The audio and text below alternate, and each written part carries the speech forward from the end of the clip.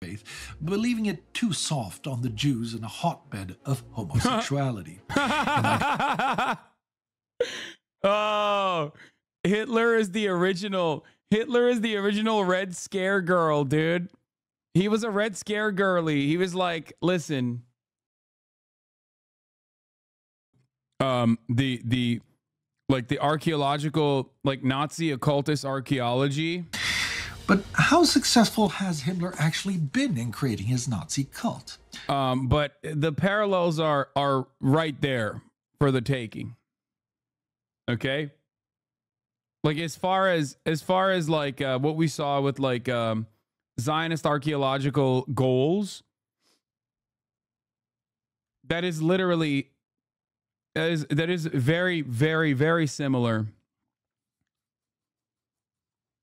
Because ultimately it's not archaeology for the sake of like unearthing parts of history, but instead it is archaeology with the ultimate sake of like justifying settler colonialism and trying to create like a historical basis for why what Israel is doing is correct. It's myth making. It's dangerous. It's very openly used for propaganda.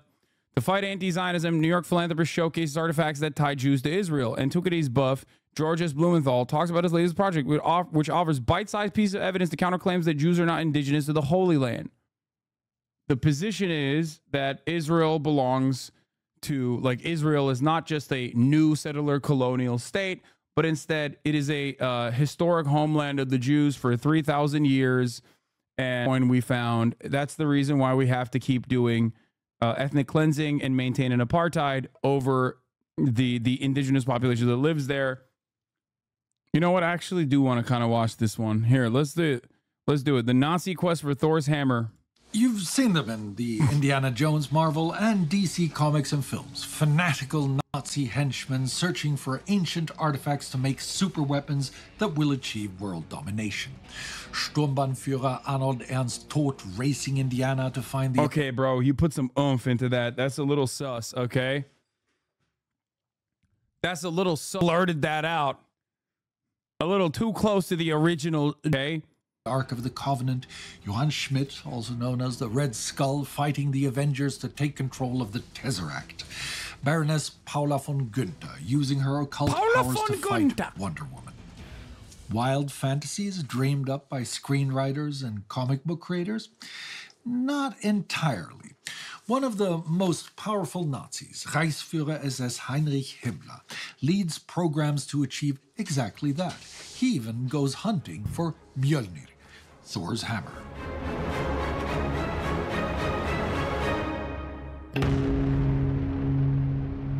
I'm Spartacus Olsen, and this is a World War II in real-time special on Heinrich Himmler and his neo-pagan and occult beliefs.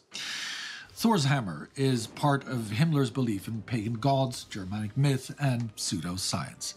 His few... Dude, I love this shit because it's like so silly. It's so fucking stupid. I probably shouldn't have said that right as Hitler popped up on the screen, but it's so fucking stupid, okay? It's so unimaginably stupid. And the stupidity knows no bounds. They literally were like looking for fucking Santa Claus's shit, dude. It was so dumb. All of this together to create a new religion that he wants the German race to adopt, and has ordered his minions to search the globe for evidence of ancient Aryan power. This image of the Nazis as occultists will become firmly entrenched in post-war fiction. But how successful has Himmler actually been in creating his Nazi cult? That is what we will look at today. While Himmler might not be able to control the religious traditions of the entire Aryan race, or as it actually is, the Christian majority of the German population, he can control the SS. So that is where he begins. He invents new ceremonies for marriages and births which combine National Socialism with paganism. According to a set of official instructions, an SS wedding opens with an officer reading quotations from Mein Kampf. The bride and groom then light a symbol of the commencement of a new Germanic bloodline. Then they shake hands and commit to a shared life and shared work for the nation. Himmler encourages marriage mainly to create Aryan children, ideally lots of them. He's not too fussed about monogamy as long as any illegitimate children are born to racially worthy women. Anna has already talked about the Nazi breeding farms in the Lebensborn program on the home front. You can watch that for more detail. Did they have a comb extraction unit, though? I'm just saying. We've moved beyond that. But the basic principle is that single mothers are cared for as long as they raise their child a committed National Socialist. Himmler also turns to ancient traditions to try and increase the fertility of his SS. In 1937, Himmler states that for some Germanic tribes, it was only at the summer solstice that children were procreated and sexual intercourse took place. He organizes elaborate solstice celebrations of dancing, gymnastics, and speeches. Here, SS men are introduced to members of the National Socialist Women's League in order to, well, have sex in order to bring the Führer a baby. Himmler has also great fears that the handsome men of the SS might find each other a more attractive alternative. They also try to do like a shitty birthright too, now that I think about it. Like what was it called? Like they tried to do like a type of birthright for American Germans where they were trying to bring back American Germans to like fight for the fatherland. Not just like the German American Bund, but there was like a call for there was a call for like American Germans to come back to the fatherland to defend the fatherland and be like, you know, participate in German conquest. Oh yeah, I mean, where are you from, son? Very famously depicted by Band of Brothers here. Eugene, Oregon.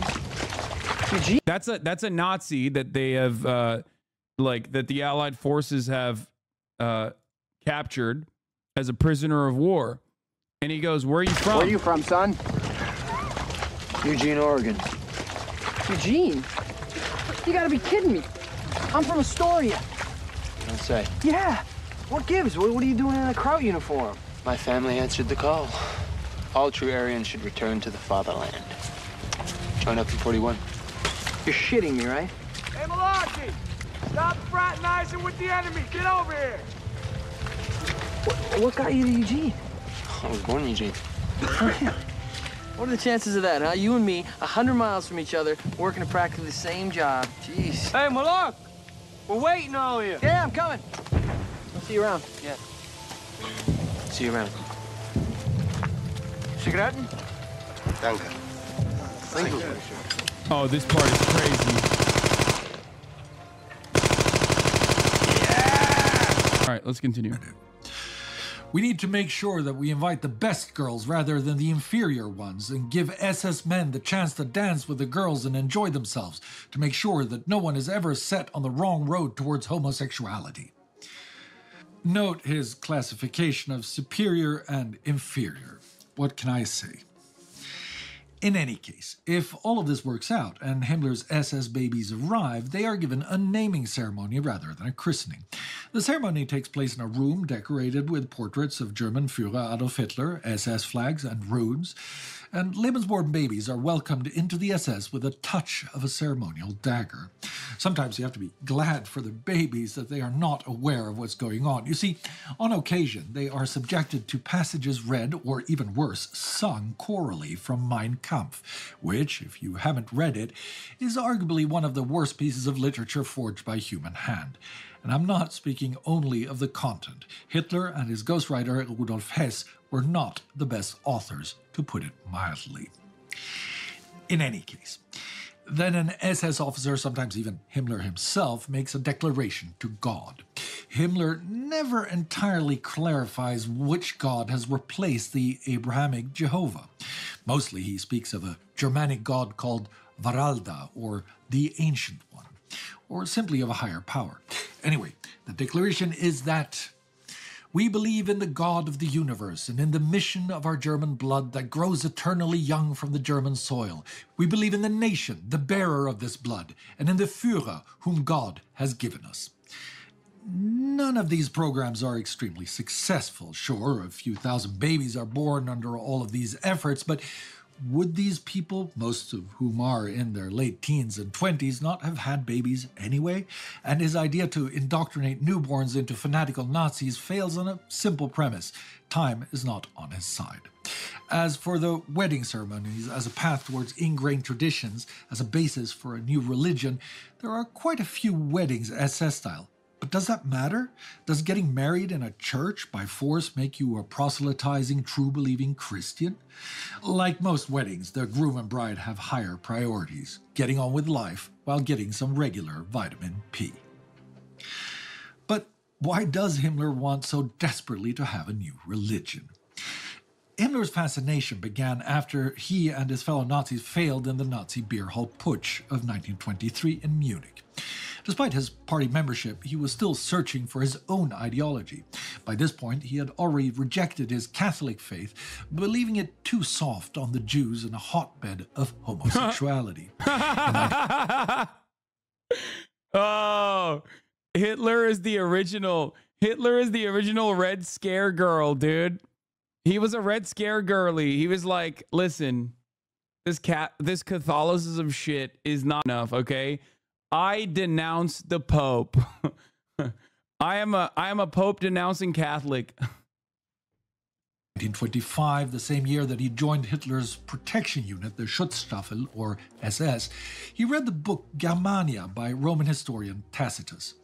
In his diary, Himmler wrote that Tacitus' description of the Germanic tribes of Central Europe was a wonderful portrait of how high, pure, and capable our ancestors were. This is how we will become again. He also read books on astrology, hypnosis, spiritualism, and telepathy. Himmler is certainly not alone in his beliefs. The Völkisch nationalist movement has a prominent neo-pagan and occultist subsection.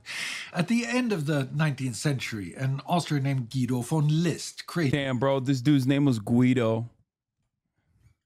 A new religion Big based L. on the worship of the god Wotan, better known in English as Odin. This is your guy? You went to a guy named Guido? Get the fuck out of here, bro. He claimed that ancient Aryan priests had left behind their knowledge in a set of runes that were revealed to him in a dream. Another Austrian named Jörg Lanz Liebenfels wrote of an Aryan race descended from interstellar gods who would once again rule over the subhumans. The Tulu Society argued that Germans were descended from Aryans who had lived on a lost Arctic island. Several leading Nazis like Dietrich Eckart, Alfred Rosenberg, and Rudolf Hess belonged to that society. After taking charge of the SS in 1929, Himmler decides he must lead Germany in returning to pre-Christian Germanic traditions. Only then would the Aryan race triumph in the conflict between the human and the subhuman. Himmler quickly sets to work after the Nazis seized power in 1933. He recruits a man named Karl Maria Willgut, a Rasputin-like Austrian mystic. This new SS member claims he can access the knowledge of ancient Germanic tribes by going into a clairvoyant trance. Now, Himmler isn't aware, and I'm not sure that he would care. Dude, they were doing so much meth. Like, that. There is no other... They were hopped up on fascism and meth. There is no other way that you can get this many people to get on board with this, okay? You had to have been so zooted the entire fucking time, dude. Holy shit. This is literally like a coke spiral, okay? Like, yeah, dog, this fucking ancient island, we're actually the real Vikings. Like, trust, dude. None of this mud hut shit, okay? If he was, but Willgut is a diagnosed paranoid schizophrenic who at one point spent 3 years locked up in an asylum. Willgut's wife also claimed that he was a violent drunk who beat her and had an unhealthy desire towards their daughters. To be Fair to Wilgut, none of that makes him very special within the SS. If you look at the SS elite's criminal and mental health records, and Berlin of this time was Gotham City, the SS would have overpopulated Arkham Asylum in a nanosecond. Okay, so now that Himmler has his theologian, like any good cult, he needs some sort of central shrine. So Himmler takes over Wewelsburg Castle near the town of Büren, Westphalia in August 1934. It's near the Teutoburg forest, where tradition has it that Hermann the Cheruscan, better known as Arminius, beat Publius Quinctilius Varus in the battle that stopped the Roman northward expansion. This is like the #1 greatest fucking W in German history. Okay, like that is, I think that's like the only, I would say this is the only major German W. Expansion in the year 4 AD. Himmler believes the castle is blessed with what he calls original German blood. Wilgut claims that the castle will see battle again in a future war between West and East. Himmler sets out ambitious plans for the castle and an SS township. In fact, his plans are too ambitious. Neither the main hall nor the crypt will be completed by the end of the war. No weddings, cults, rituals, or other ceremonies will take place here. Only once will the SS Gruppenführer hold their conference at Wewelsburg in June 1941. He does build a museum containing... I just saw in the Nazis at a W. Sorry if I missed the context. No, dude, what Nazis? What are we talking about? We're talking about the Roman Empire, brother. Germanic artifacts from the region and a special storage room where the Ehrenringe, or honor rings of dead SS officers, are held. Designed by Wilgut, these rings incorporate the distinctive SS death head, a swastika, and various runes purported to represent ancestry, camaraderie, and the power of the sun. Himmler believes that by gathering the rings at Wewelsburg, the spirits of dead SS men will stand along the ranks of the living. Finished or not, the cult and castle needs a historiography, a tradition based in artifacts and archaeological finds. So Himmler sets to work finding... The medicine was developed by Japan, Panzer Schokolade. The official name starts with a P, can't remember it. Stuka candy. As much evidence of ancient Aryan civilizations as Pervitin? he can. In 1930... Pervitin. For perverts. He sets up a think tank called the Ahnenerbe, with Hermann Wirth, a disgraced Dutch prehistorian, leading it. Himmler and Wirth dispatch teams across Europe and beyond. They go to Finland to record pagan sorcerers and witches. Cameramen record a soothsayer summoning the spirits of her ancestors. There are expeditions to Sweden in 1936 and Italy in 1937, looking for evidence of Nordic script. Further expeditions also go to Greece, Iraq, and Libya. Planned trips to the Andes, Iran, and Iceland are interrupted by the war.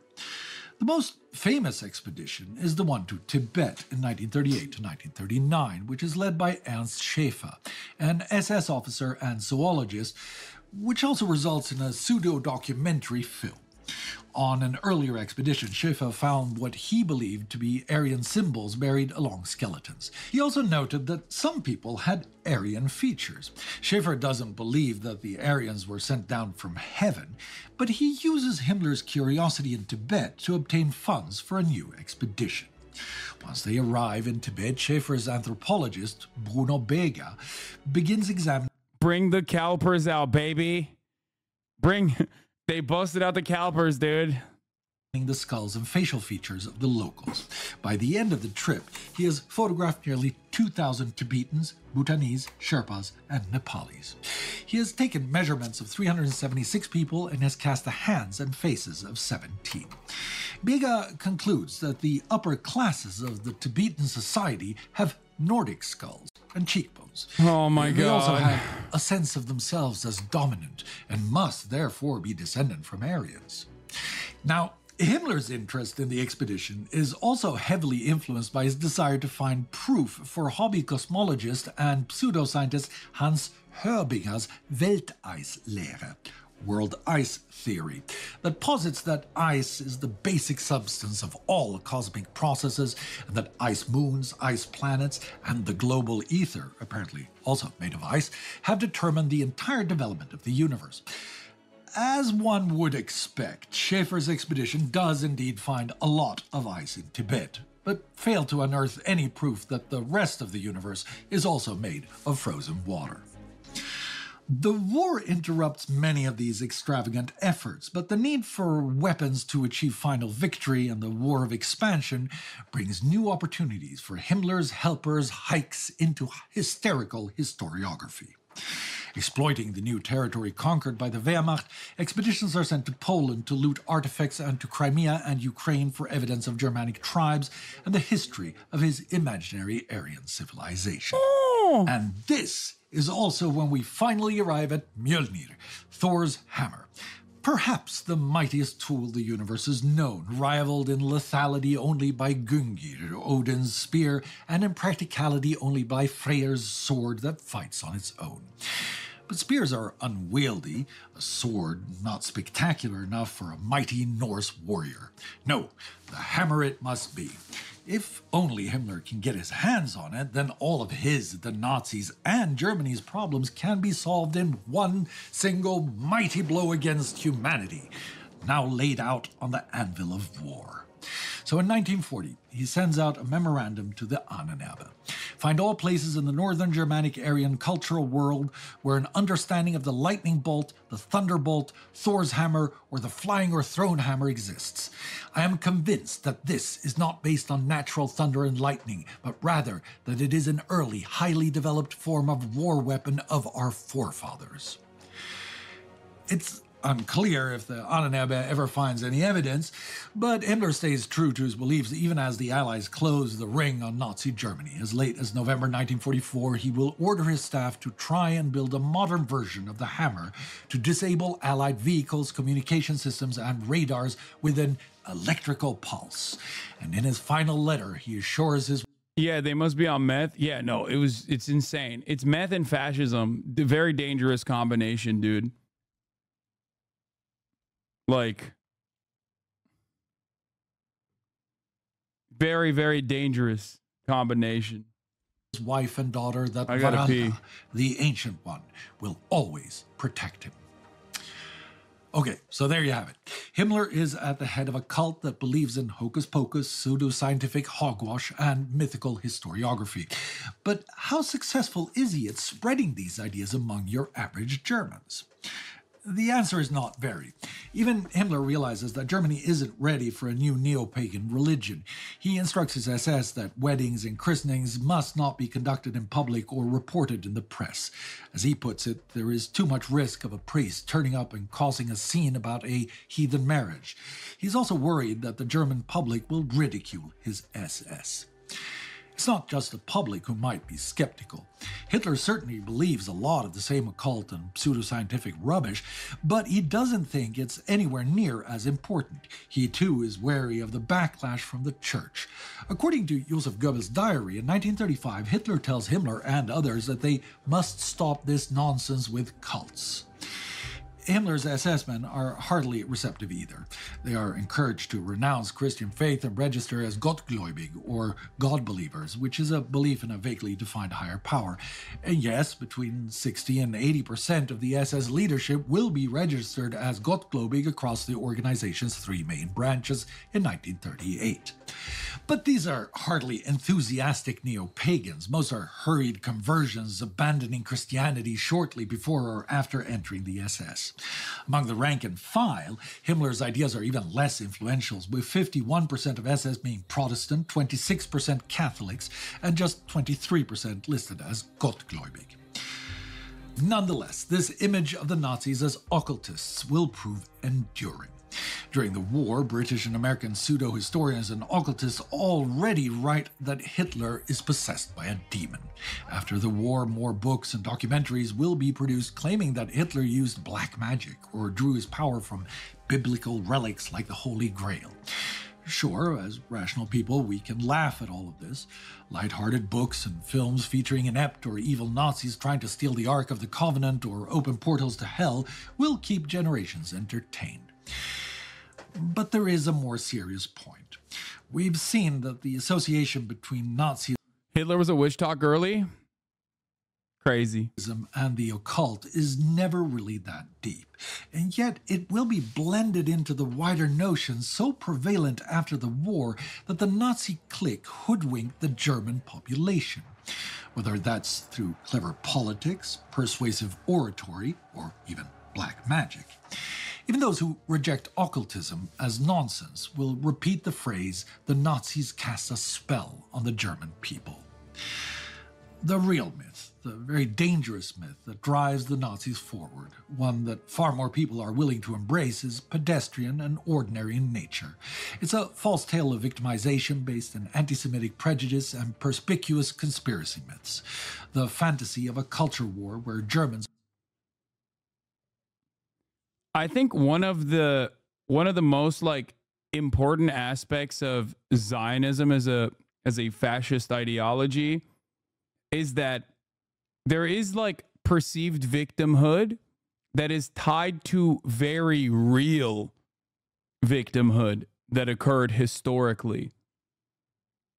Okay? That's why it's so that's why I think it's like more complex and hard to parse through, which lends itself well to claims of anti-Semitism launched against any kind of anti-Zionism. Forward, one that far more... That's the reason why it doesn't hit the same when people say, oh, dude, you're using the term cracker. Like, you're using the term cracker, you're an anti-white racist. Everybody laughs at you when you make that argument. But when you say that's anti-Semitic, you know, there is real, valid, existing anti-Semitism. And there is very real, very valid historic wrongs committed against the Jewish population.